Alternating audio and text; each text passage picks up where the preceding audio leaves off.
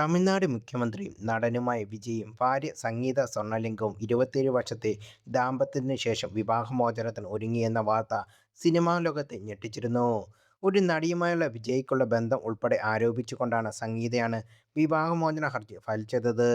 ഇപ്പോഴത്തെ സംഗീതയും വിജയും വീണ്ടും ഒന്നിക്കുമെന്ന റിപ്പോർട്ടുകളാണ് പുറത്തുവരുന്നത്. കുടുംബാംഗങ്ങൾ ഇടപെട്ടാണ് ഇരുവരെയും വീണ്ടും ഒന്നിപ്പിച്ചത് എന്ന് പുറത്തുവരുന്ന സ്ഥിരീകരിക്കാത്ത റിപ്പോർട്ടുകൾ. ലണ്ടനിലായിരുന്ന സംഗീത ഇതിനകം ചെന്നൈയിലേക്ക് മടങ്ങിയെന്നും ഇരുവരും ഒരുമിച്ച് സമയം ചെലവഴിച്ചതായും റിപ്പോർട്ടുകളുണ്ട്.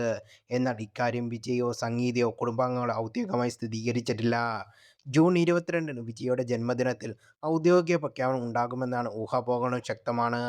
നേരത്തെ വിജയുടെ മുഖ്യമന്ത്രിയായുള്ള സത്യപ്രതിജ്ഞാ ചടങ്ങിലും ഭാര്യയും സംഗീതയും മക്കളും പങ്കെടുത്തിരുന്നില്ല. വിജയുടെ തിരഞ്ഞെടുപ്പ് പ്രചരണത്തിനും സംഗീതയോ മക്കളെയോ കണ്ടിട്ടുമില്ല. നിരവധി ഗുരുതര ആരോപണങ്ങളാണ് വിജയ്ക്ക് നേരെ ഹർജിയിൽ സംഗീത ഉന്നയിച്ചത്.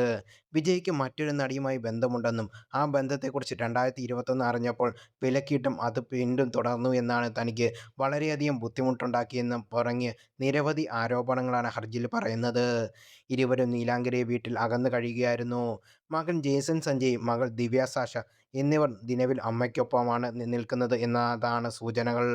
വിജയുടെ രാഷ്ട്രീയ പരിപാടികളിൽ നിന്നും കുടുംബച്ചടങ്ങുകളിൽ നിന്നും ഇവർ വിട്ടുനിൽക്കുന്നത് ആരാധകർക്കിടയിൽ നേരത്തെ തന്നെ ചർച്ചയൊക്കെ ഉണ്ടായിരുന്നു. 1998-ൽ യുകെയിൽ വെച്ചാണ് ഇരുവരും വിവാഹിതരായത്. പ്രണയവിവാഹമായിരുന്നു. ഇരുവർക്കും 2 കുട്ടികളുണ്ട്.